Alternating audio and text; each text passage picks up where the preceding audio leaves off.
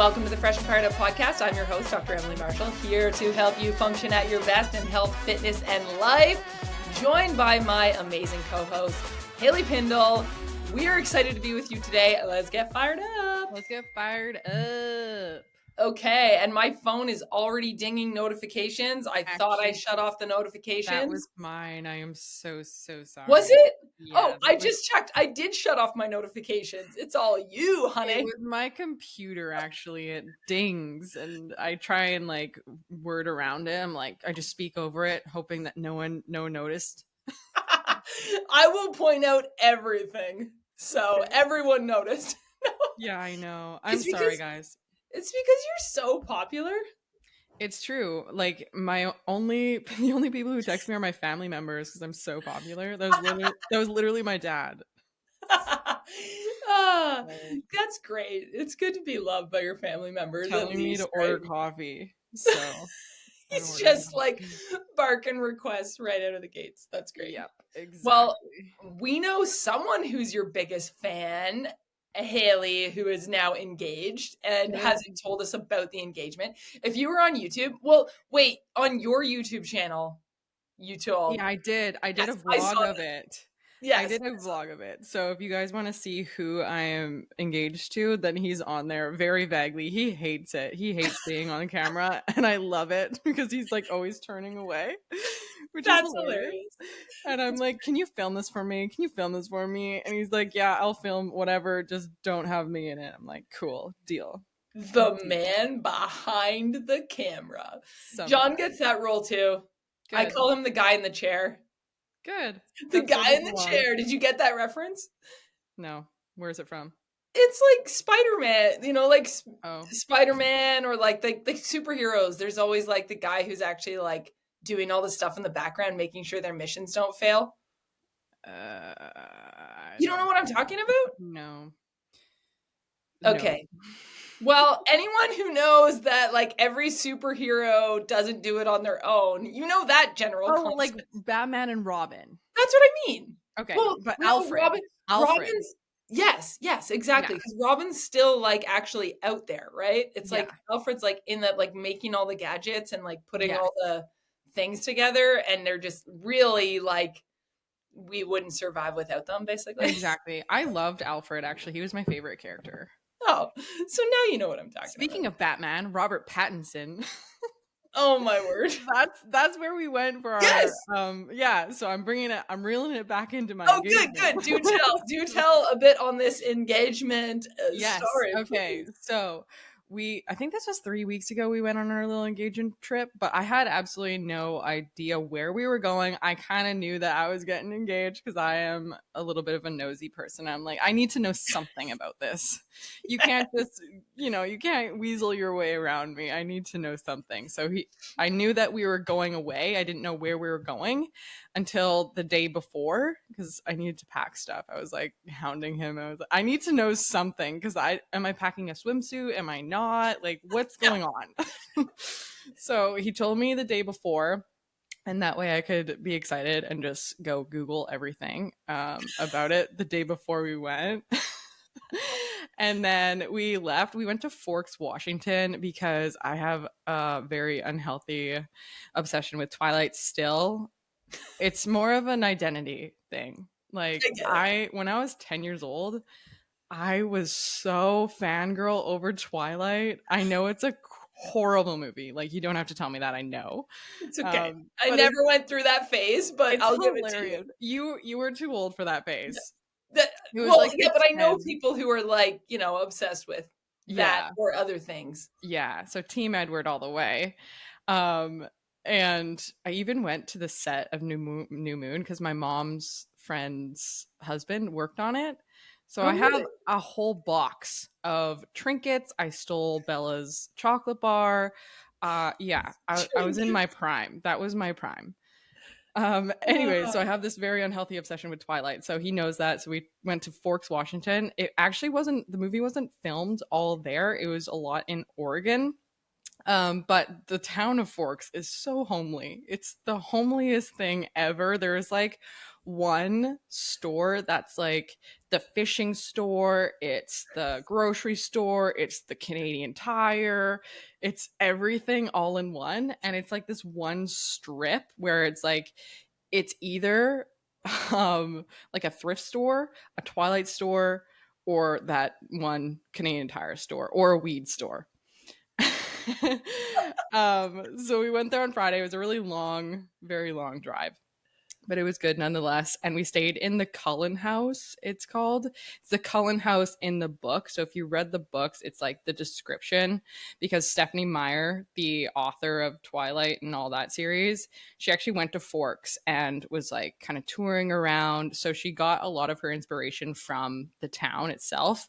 So what she described in the book was the Cullen House, and it's now an Airbnb. So we stayed in the Airbnb that is the Ooh, Cullen House, so which is really cool. that's fun. That right. Um, got there and it was like 4 o'clock by the time we got there. So nothing happened that day. Then we woke up the next morning. It was 6 a.m. and he's like, "Get in the car, we're going." And obviously I was like, "Where are we going?" So I didn't know where we were going. Where are we going? And then we went to, what's the rainforest? It's like okay. I don't know how to say this. It's like HOH rainforest, like Hoa. Oh, okay. I don't know. I don't know. I have no idea. Like that. Okay. And then we went on a little hike to what is called the Hall of Mosses. And it's like, it's very Twilight looking. It's like trees and there's moss hanging down, all of this Ooh. stuff. And it's really early in the morning. He got down on one knee. I blacked out. I don't know what he said. I You was were like, it's crying. happening. I don't even know what he said. He recited it again because he practiced like Oh my after the goodness. fact, because I was like, I blacked out. I don't even know what you said. I don't even know if I said yes. Like, You were like, this is so surreal. this is so cool. And then I was crying. I couldn't see the rain because my eyes were all like watery, and I was like, oh my god, what's going on? And it's a girthy ring. He took it out as girthy. I was like, holy. Did you know that we have a house to pay for? Or Yeah, it is nice. right? You went all um out. And then that day was the absolute perfect day. So we just went on our little hike. I was staring at my ring the whole time, like all day, every day. And then we went on a little Twilight excursion of, there's a museum there where they have a lot of props that they used in the movie. So we went there and other little Twilight things, and it was great. So Oh, that's so fun. yeah, it was Oh, you know what else is super congrats. cute? Thank you. Super cute. Cause like he has absolutely nothing to do with Twilight. He doesn't know anything. So he went on these Facebook forums and asked all the like twihards, like, "Oh, I'm going to propose to my very twilighty girlfriend. What should I do? What do I do?" Oh, And that's they so actually cute. they gave him all of the step by step, like, okay, you're gonna do this, you're gonna do that, you're gonna do that, and it was absolutely perfect. It was so funny, and I'm just like, oh my god, you did that for me. Like all the research, all the effort. Good job. It's so That's awesome. cute. I know, Oh, I'm so lucky. So good times. Well, that yeah. is very exciting. And we're all glad you said yes because you went to all that trouble. So, I mean, that would have been embarrassing. Exactly. We got our wedding planning now to do. Planned the Ooh, date, September 19th, 2026. ooh, okay. That's Yep. exciting. Yeah. So Amongst all the other things you're doing, I'm sure you'll have a ton of time for that. So I it's a good deal. my mother is a savior. Like Yes. she's helping me so much. I'm gonna wear my grandma's wedding dress, which Oh, is that's super, awesome. super cool. I'm a little bit more muscular than she was back in the day, so I have to alter it a little bit, but I'm okay with Yes. that because I want to have like that open back, and it's very like vintage looking. I'm a very vintagey kind of like old style. I love old things. Yeah. And there's like confetti in it from my grandpa and my grandma's wedding, it like Oh, 65 years ago. So on my wedding date, that dress will be like 65 years old, and it's going to have confetti in it from their wedding. And I'm very sentimental. I'm a very sentimental person, and I love it. that is so awesome. I Yeah. love that. I love that. Yes. Oh, that's so cool. Well, I'm glad you shared that story with us. It's funny because when you said you didn't even remember what he said, you kind of blacked out. I will never forget how my husband asked me to marry him because he was so nervous. And it was a beautiful night. Like we went to this like lock station along the river, like in the town we grew up in.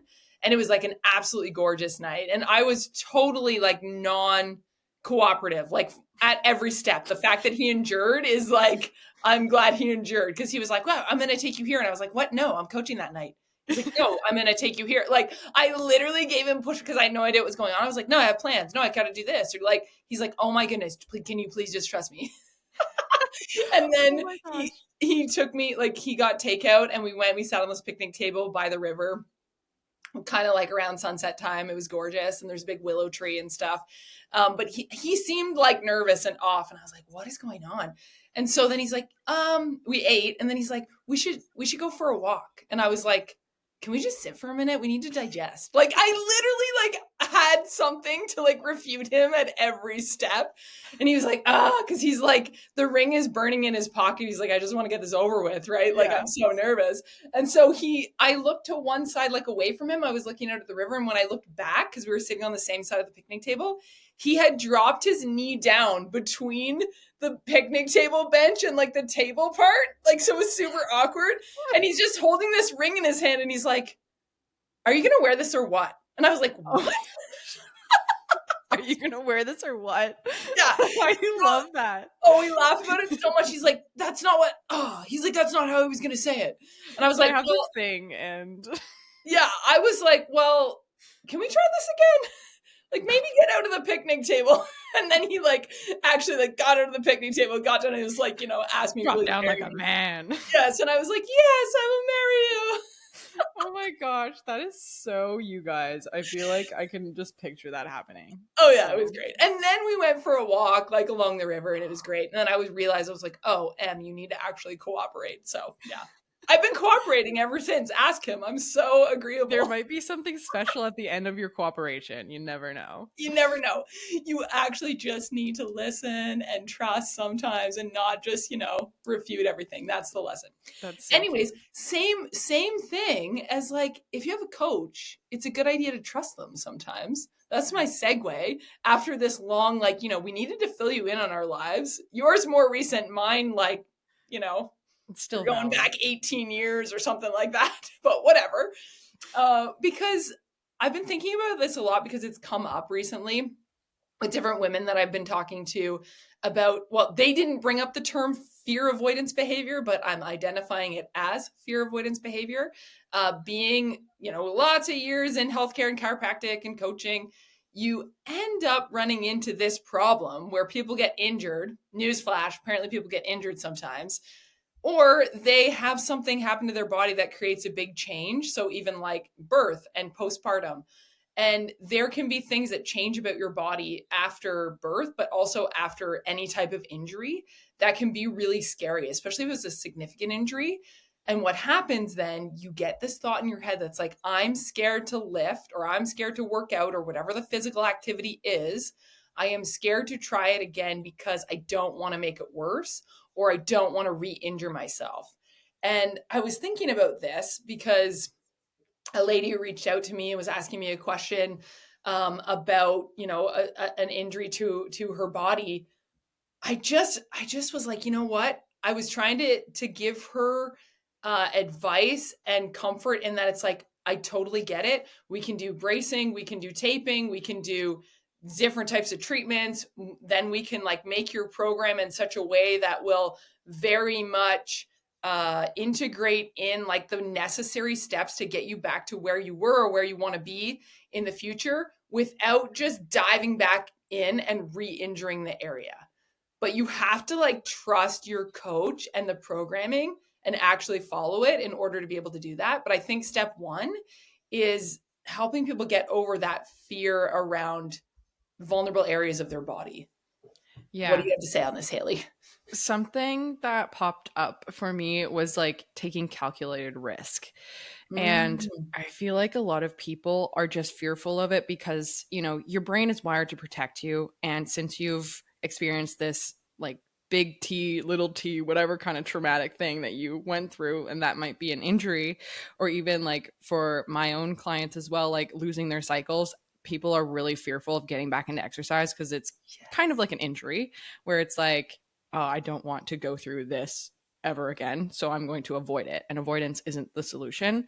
And letting fear dictate like how you approach it, because the unknown is always going to be scary. And just because you went through that and just because you do have that experience doesn't mean that it's going to happen again. However, like I said, your mind is programmed to protect you. So it is going to provoke a lot of fear around it and you're going to have a lot of avoidance towards it. Right. But if you have a coach and you have someone who is knowledgeable and you can have someone kind of hold your hand through it, you're more so taking calculated risk forward, where it's not necessarily you're just jumping into the deep end. You are, walking slowly into the deep end with someone who is holding your hand and being like, yes, this is the right path. You know what I Yeah. mean? Yeah, because full avoidance is not the answer. I love what you said there. And of course, I looked up a list and I want to share with you the list because this is like the first category, right? If something happens, you injure yourself, big broad category is like avoiding the movement or the entire activity. That's kind of like the easy way out. It's like, Hailee, how you always talk about the hating of the all or nothing mentality, right? You're like, you know what? I'm just not going to do it at all. Okay. Not a good choice because then you're just creating more, like the longer you let that fear like go, the more it grows. I'm a poet now. But that's like number one on the list. I thought this was a good list though. That's why I want to share it. Number two, hyper vigilance and over checking. So you're like, oh, what was that? Oh, there was a little pain. Oh, tightness. Something feels off in the sensation. Like, have you ever experienced someone? I know like there's like the hypochondriac personalities. Well, I don't know if it's a personality, but some people like lean that way more than others. And you're kind of like, oh my goodness, what your brain is doing right now is making this so much worse. You don't want to like write off like those feelings if they're true feelings, but at the same time, it's like hyper checking is creating this like monster of making the problem worse. Yeah. The other one, go ahead. Also, like, do you remember when we were younger? I don't know if you guys did this, but there was like punch buggy no return and everyone was Yes. scanning the road for punch buggies. Or like Yes. you buy a new car and all you see is the new car that you bought. It's like if you focus on it, that's what you're gonna see. And I like to relate this back because I think body checking can also relate back to like checking too much on your body and how it's feeling. If you Yes. stare at your foot for too long, you start to notice all this The weirdest discrepancy. things. And it's like, where did this beauty mark come from? And toes are weird. And what are toenails for? And all this other stuff comes in your brain rather than like if you were just to go through the motion and not hyper focus on it. Yes, I completely agree. The third one is underloading or staying safe. This is a biggie where you stop progressive loading and you just start to plateau. Like I've had phases like this for sure. And to me, it's okay if you have intentional phases like this. We talked about this with any area of growth where you're going to have times where you're just maintaining or you're just kind of like getting through a certain season, but you really have to take a hard look at like how long has that season been? Is it like a 3-year season? Because that's too long for no progressive load. So underloading or staying safe. Do you have anything to say on that? No, I think you nailed it. Thank you. Thank you. And applause, applause. No, I'm kidding. The fourth one is, I don't actually have these numbers, so I'm gonna count this wrong. I think that was 3. Now we're on number 4. Low self-trust and identity loss. So example would be, I used to be so strong and now I feel broken. The way I said that sounded very mechanical. But you get the idea. Whatever the thought is in your mind, I've definitely had these thoughts before where I'm like, okay, so for example, I'm going to use a personal example right now for myself. I came through with everything that would happen with Frexy, and it's so funny. I put it on my Instagram. I put like a poll being like, does anyone want to know what's going on with Frexy? And I had like one person reply, and I'm like, I don't even need to announce this then. Who cares? Frexy's kind of in a holding pattern. So if you're new to this podcast, Frexy is my company where we make Canadian made jackets for women that are sized so that you have lots of space in the shoulders. They're cute athletic bombers. I still have Frexy jackets. I haven't refilled any sizes, so I have like limited sizes and quantities. And the reason for that is I was diving in from like a healthcare background. I've done chiropractic, I've done coaching, I've done lots of things in the healthcare realm, but hadn't delved into like fashion and apparel. And Hailee knows this. And if you've listened to this long, you know I like adventure. I like to try new things. I like change. So of course I dive in headstrong. And it was a huge learning curve, and it was a fun process, but it was a really intense thing to take on during the phase of having 4 small children at home, plus the podcast, plus a clinic, all of the things. So I have taken a step back from Frexy. Technically, like the website's still live. I'm not actively posting on social media about it. I have some local buyers who like occasionally, I'll sell a jacket here or there, that sort of thing. So that's kind of like the background on it. But it's one of those things where you can, through that phase of me, like really diving hard into building the business that was Frexy, I was so intense about my workouts and being up at 5 a.m. and never missing it and like going kind of overboard on how I worked out. And I definitely overstressed my system on all fronts. I had a lot of hair loss. I got skinnier than is my natural body weight. I had breakouts, all of those things. I had injuries that I was re-aggravating as well. But now, as of January, my husband and I made the decision, like, Em, you need to cool it on Frexy. You can let it settle, reassess in the fall, and just, focus on other areas. I have a few women that I have as coaching clients. Hailee and I have had discussions about like me doing some coaching with her through her business. And then that was our soft launch. Soft launch. And then I have, some time that I spend at the clinic. That was a long story since January, it's like my system was like, you don't have to be in this super intense, like hyper crazy state with Frexy, that I've like, my body finally relaxed and I have put on weight since like weight as in like actual, I'm still really muscly underneath. Like I can lift a lot, like 250 pounds a lot, but I have a lot more like overlaying fat right now, adipose tissue, than I did in the previous 2 years, because my body and my whole hormonal system was just like, what are we doing? I'm calming down. I'm resetting. So I've still been working out and I've been gaining, but I can guarantee you, like with the amount I'm lifting right now, if I do like a cut phase, you're going to be like, oh, wow, look at that muscle under there. Right. My point is, I've had a lot of identity shifts. So we're talking about low self-trust and loss of identity, where I definitely have my moments where I'm like, oh man, I can't see the cutouts in my triceps on my arms as much because my body has shifted, because my stress levels and my hormones have shifted so much since January, that I'm almost like finding this identity again. And I feel like when you are in that phase, you really need to learn to trust yourself, trust your coach through the different phases and not lose yourself in it. That was a lot, but did that make sense? That made sense. I think too, just a good point to make is being flexible with who you are and not holding so much. Like, for example, you and Frexley, like you're essentially kind of letting it go a little bit, which can also, like a lot of entrepreneurs can hold a lot of value and self-worth in the company that they build, and that's kind of like their baby. But it's so important to just allow life to flow, not only with your body and all of the other things, but like also your business and things like that.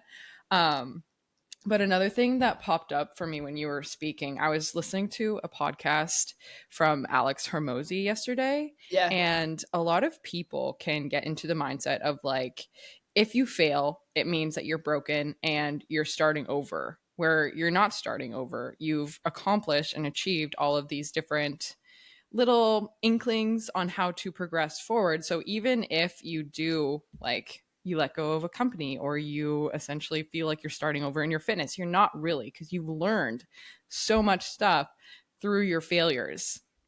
So you're not starting over from ground zero. You're starting over maybe, but from a different level.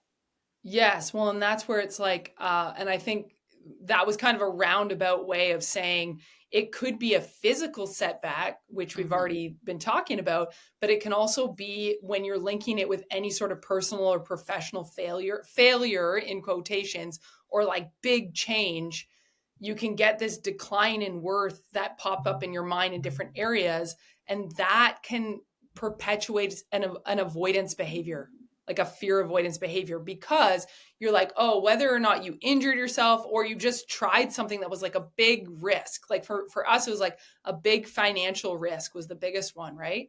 And you're like, okay, now that I've taken a big risk and it didn't quite go the way I was thinking, it didn't go all bad. Like, don't get me wrong. It just was like when you put your ducks in a row and you're like, okay, you only have so much time, you only have so much energy, and how are you allotting it and what makes the most sense for you and your family in different time frames. That's kind of what John and I did in January, reassessing that and like where I'm placing my energy and attention. So it's it was very intentional decisions. It wasn't like I'm quitting, giving up, this is horrible, right?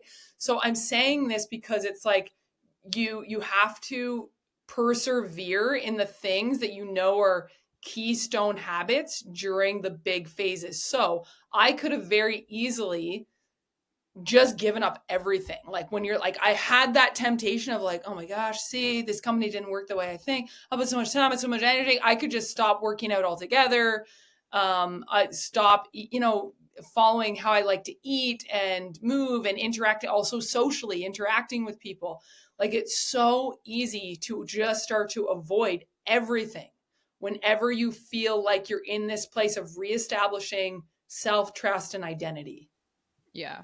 It's the same thing of like all or nothing and going from one end of the pendulum to the other. Like you're waking up at 5 a.m., you're doing all the entrepreneurial stuff, you're listening to all the podcasts and mindset stuff, and then you hit a little blip and then you have all this like not realizations, but like, do I even continue? Is this worth it? And you're going all the way to the other side of like, Yeah. now I'm in my luteal phase and I'm contemplating things. Yes. Okay, I totally agree. And this is interesting because you put out a story or something a long time ago and it stuck in my mind. I can't even remember exactly like the wording and stuff, but the general premise was um oh, I wore shorts to the gym today and I didn't shave my legs. I bet nobody noticed. As in like when we get upset, something like that. You know what I I'm do talking that regularly too. No one about. noticed. Yes. So whatever, like those types of posts that you put out, right? That are trying to identify, like, listen, guys, nobody actually cares that much about these things that you're freaking out or obsessing over. Which I kind of have two thoughts. So one, it's kind of comforting when you're like in the public eye to know you don't have like, oh, I have a little bit of breakout on my face today. Nobody cares. You can still do your podcast and be on YouTube. You know what I mean? So that's kind of comforting. But then on the same sense, if you, like you said with the pendulum, if you go to the other side, you can see it could be demotivating if you're only externally motivated and you're like, well, does anyone even care anyways? No one's engaging with me. Nobody notices this. Nobody gave me a compliment. Like you could kind of go to the other side. Do you know what I mean? Mm-hmm. And then it makes you feel like, oh, who cares? Nobody cares anyways, which is so cynical. So I'm just using this as an example for your pendulum, right? Where you can either be like obsessing, thinking everyone's thinking about every little detail about you, or you can be like, nobody cares about me at all, which I don't think either of those is true. Like there's a middle ground. What do you think? Yeah, Yeah. absolutely. I agree. Where it's like, I think having that kind of pressure off of yourself to please others, or like, I need to be the perfect epitome of a human being before I even go out into the wild, is I love that. it's very freeing, Yeah. but don't use it as like ammunition to like beat yourself up. Yes, because when you go into that beating up of self, that's to link it back to our avoidance, that's where you want to just like avoid the hard things like that, like whether it be the exercise itself or other avenues it shows up. Because exercise, we've said it so many times, it's a keystone habit. So when you're like, if you are doing it, so many other things fall into place when you're doing like a regular workout, like a consistent routine, whether that's 2 times a week, 3 times a week, 4 times a week. It just is like, if you're consistent with it, you build a bunch of other habits on that. So if you injure yourself or you have a major life change or whatever it is, and all of a sudden you just like stop and you start avoiding your workouts, it's going to affect other places in your life too. And it's going to affect your mindset. Mm-hmm. I think that's kind of like the take home point for that whole rant. Absolutely. Next point. What's your next point? Next point, avoiding core. Okay, so this one was like avoiding core work, pelvic floor engagement, or like the accessory type muscles. Like I feel like that's a big thing. Like fear of messing something up. So let's say it's postpartum, I think would be a good example. You're afraid of, is this going to affect because you had prolapse or you had diastasis recti or you had a hernia post pregnancy. There's all these things that can happen post birth that are just not so.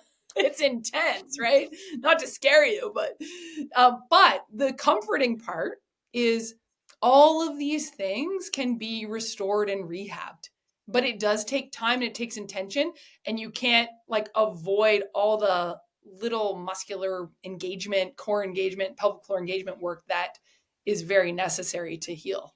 Yeah. And I think too, people get like, oh, only training your glutes and your legs and your shoulders and your back. That's what training is. And then if you have That's me all anything, day. I'm kidding. yeah, but then like you have the warm up, you have the cool down, that they're all pivotal parts of your own journey and your like the health of your body and the mobility of it. But we neglect it because we're not sweating profusely, and it's like it feels like it's doing nothing, but it really does a lot. Like all of my clients have some sort of inkling. I don't care if they have had a child or haven't, they have some sort of inkling of pelvic floor health, hip mobility, just a mobility kind of routine, Yes, because prevention is also part of it. totally. Prevention and rehab, like those two need to be prioritized as well. And I'm sure you can relate that back to like chiropractic stuff, and you see a lot of this as well. Yeah. Joint mobility. I just had a conversation with this, like a lady. I had a conversation with a lady about this literally yesterday. Something that I do that I don't know how to communicate well, or I haven't, Hailee can probably teach me how to communicate this better, even through the social media platforms, is when I warm up for my workouts, I go through this joint to joint motion. And it's hard because it's not like, here's this specific stretch or exercise. It's Mm-hmm. literally, you're thinking about the plane of motion in all directions for every joint of your body. So that includes like where your skull meets your upper neck, your spinal joints, your shoulder girdles, your hips, like, all of the joints, your fingers and toes and ankles. You wouldn't believe the number of people who have crappy ankle mobility and it affects your form like Mm-hmm. hugely. Right? Yeah, Yes. Okay. absolutely. So when you like roll over your toes and roll over your ankles and like hip movement back and forth, if you're on YouTube, you can see all my hand movements right now, where you're not even doing one specific stretch and holding it during your warm up. You're moving through all the different planes of motion. That is like hugely helpful for muscles and joints. But then before you do your heavier lifts or whatever other exercise you're doing, going through that motion without weight or with like just the bar before you put weight on it, it primes your nervous system to be ready for that movement. So this is huge on the prevention side of things. But also, when you are visualizing and you're going through these planes of movement after an injury, it is a huge part of your rehab. Like you don't have to go back to like full weight. You shouldn't go back to full weight right away. You have to go through like getting your joints through the motion, getting your nerves used to like, okay, how is this patterning again after my knee surgery or whatever happened to you, right? Yeah. And I think too that just builds up the proof that you need mentally in order to be able to get to a point where you can push yourself again. Because if you have, I feel like everyone has this kind of skewed notion of confidence, where confidence is just something that you wake up with and you just get, but you It don't. is. I have it. I'm kidding. You have a lot behind you that proves like you have this like deniable self-worth, and like I can do this because I have the proof that I have done this before, and that's where my confidence comes from, right? So if you Yes. slowly build up that proof that, oh, I can do it with the bar, and then I can do it with 10 pounds, and then I can do it with this and that, and then you build up this self-confidence that it's not as fear provoking, and you don't have as much fear towards it because again you've built that up. Totally. Well, and you know what's so interesting, Hailee, that you said that is even like almost every podcast episode we record, this is season 3. We're almost through season 3. I always get this like little inkling of anxiety before we start recording. And it's interesting because I I've really learned even from the early days in gymnastics is to try to rewire your brain to take that feeling of anxiety and reframe it as excitement. And because they're processed in the same area of our brain. And I have had times in the past where as soon as you feel that bit of like nervousness or anxiety starting to rise, you always have that choice. And whether it's like just walking into a gym for the first time, you're gonna feel uncomfortable. You're gonna feel that anxiety. But if you can just tell yourself, if you can get rolling, like as soon as I say the little intro, it's like the cue for my brain. You start talking, we say a joke, whatever it is, it fully calms. And now we can just converse and we can just be ourselves and it's great. But Yeah. there's always that moment before we hit the record button where I'm like, here we go, let's do this again. We've been doing this for 3 years. Why do you get this feeling every time? Right? Like, so that's just like a simple example. And I like to say that because I had a client one time who was talking about just seeing me on social media and me being like, oh my goodness, I most of the time I hate it. Like most of the time I'm like, oh, I don't want to record videos today. I'm like, no, you got this. Like, I'm like slapping my cheeks. Like, let's go. And people are like, oh, that was great. Your video was so funny. Okay, good. Because I had to roll my shoulders a couple times and be like, you can video yourself. And they're like, really? I would have like every time they're viewing it, they're like, oh, you look like you're just like, this is what you do and you're good at it and you're confident. And I'm like, oh, dude, no. And I can guarantee you, like 98% of people don't just feel confident all the time. Like that Oh, doesn't happen. absolutely. Absolutely. You know, it's so funny. I should do a content piece of like just the raw footage. Because it's hilarious too. Like my YouTube videos or when I'm going on a little spiel of just talking. I like I'll fumble my words and then I'll stop. I'll pause for like 10 seconds straight while I'm like just staring into the abyss, be like, what was my next line? Where was I going with that? No, and then randomly I'll be like, no, cut that out. Cut that out. Yeah, no, I agree. Well, do you ever have, I've had where I've done the same clips and I'm like, I'm obviously an animated person. I'm like, what are you doing with your face, Sam? Like, I'm like, and the next episode is this. No, the next episode is that. Like, I'm like, Yeah. on my eyebrows, like, and I'm like, dude, you need to just pick a facial expression. No, you gotta go through the motions. I do that so much times with like the hook part where I'm Yes. playing with my tonality. What's gonna be the best visual hook? What's the best? It's so funny that people just think Uh, that this just rolls off the tongue because there's like hours of it. it's true. It's like anything, it's practice. So we're saying Yeah. this because like we reference, because we're on media a lot, it's always like a big part of our world and people have no idea. I had a guy the other day at my son's baseball game where he's like, we're talking about our jobs and stuff like, oh, that's nice. You have some things you can do from home, give you a break from the kids. It was kind of patronizing. And I was like, dude, I am literally like squeaking content into like any free moment I have, slash like posting things and scheduling things and call and on coaching calls. And like, anyway, all I'm saying is like, it's not a small thing. It is just a lot of effort. It's hilarious But it actually takes because practice. it's like half of my job. Like It's, coaching is only like no, it's flipping ridiculous. It's a crazy amount of time. Now it's we're on a like rant. half of it. It's Yes, you should see the spreadsheets and oh my gosh, like it's it's hilarious. Like I overwhelming. absolutely love it. I adore Yes. like researching content and like nitpicking it and like analyzing it. So I love Yes. it, but it You is are more into that crazy. than I am. I just like Yeah. being funny on camera. And if someone Yeah. laughs at me, I'm like, it's made my day. Mission That accomplished. is literally it. You know Yeah. that's true. Yes. Oh, no, it's one of those things though. I think like a lot of it is learning to not get trapped in negative self-talk. And Mhm. that was actually the last point on this list. Negative self-talk comes up. Now we just brought it back to the social media side or YouTube side because it's like we're physically doing these lifts and these exercises and like you're in a sports bra on camera. That's a whole other level of Oh like my god. you can get negative on your body. It's like, was that a roll that just squeaked out under that? Like, what the heck's going on there? Um, What are my armpits doing? There's oh my gosh, my armpit fat. Oh my dude, god. yeah, come on, man. But so you're doing that same thing to yourself in the mirror, or you're just the intimidation of being in the gym, or you're just trying to get back to where you were pre-injury or, pre-partum. Is that a word? Before babies, pre-birth. Prepartum. Postpartum, prepartum. I just make stuff up. You know that. No, we did not make this all up. This is true and good information, right? Yes. But you can get trapped in negative self-talk, and that can then lead to self-sabotage, self-sabotaging.